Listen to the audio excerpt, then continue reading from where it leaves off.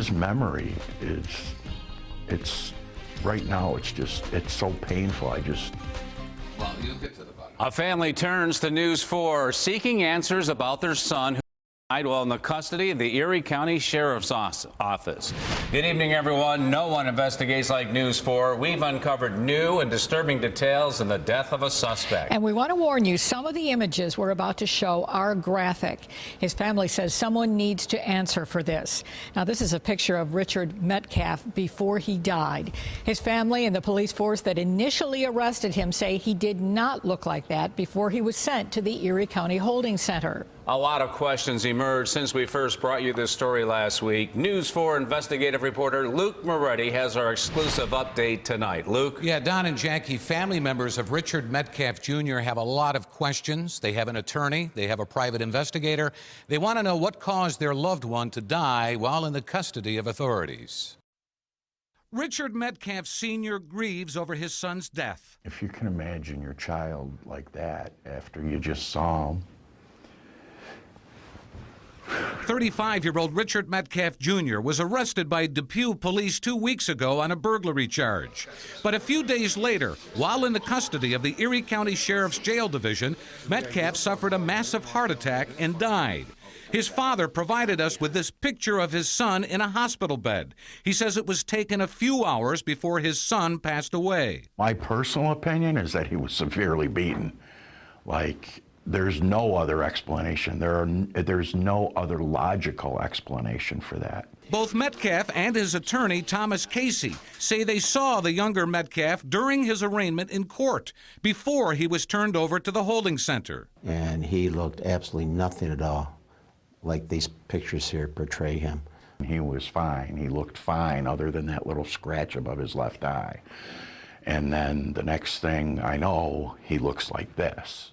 David Marciniak, Director of Correctional Health, says Metcalf was assessed medically within 1 hour of arriving at the holding center. There was significant bruising and swelling, particularly to the left eye.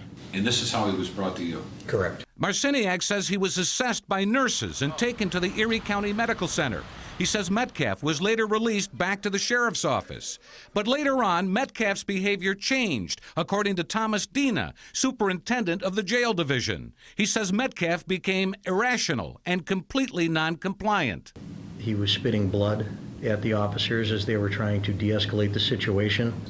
It was reported that he was poking himself with a fork, raking his face across the bars of the front of his cell, in order to get his mouth bloody so that he could spit it at the officers. Dina says officers gained control and brought him to the jail's medical office. Metcalf was then taken back to the hospital. On November 30th, he died. I want to get to the bottom of it. I want to know the truth. I want to know what happened. I think his mother and I deserve to know what happened.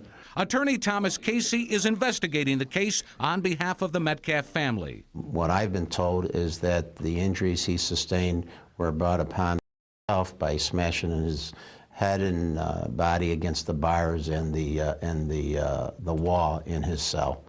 Depew Police Chief Stanley Carwile tells News 4 that when Metcalf was taken to the holding center, he had no injuries which would have caused his death.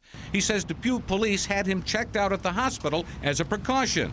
After arriving at the holding center, Metcalf was also evaluated by nurses in the jail. Their documentation did indicate that he had several contusions, several abrasions, and appeared to, had suffered a little bit of knocking around. We're not sure how that happened, at what point it happened.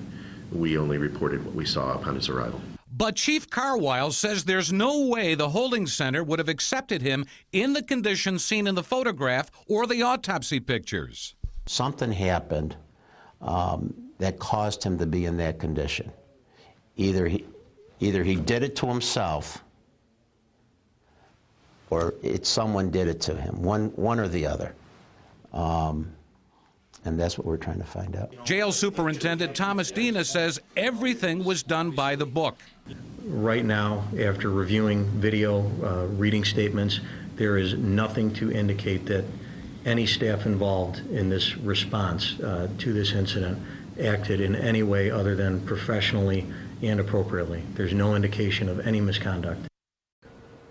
Attorney Thomas Casey says he's still awaiting the results of toxicology testing. He tells me he wants all the facts before concluding anything here. By the way, Peter Vito, the former commissioner of Erie County Central Police Services, has been brought on to conduct an independent investigation for the family. This is kind of baffling, Luke. How important are these toxicology tests? They're very important because when those tests come back, it'll be able to show if he had a chemical in his system and whether that could have played a role in his behavior before his arrest and after. And coming up at 6, we're going to talk to his father again, and he talks a little about the behavior that he was exhibiting in the days before the arrest in Depew. All right, look forward to that.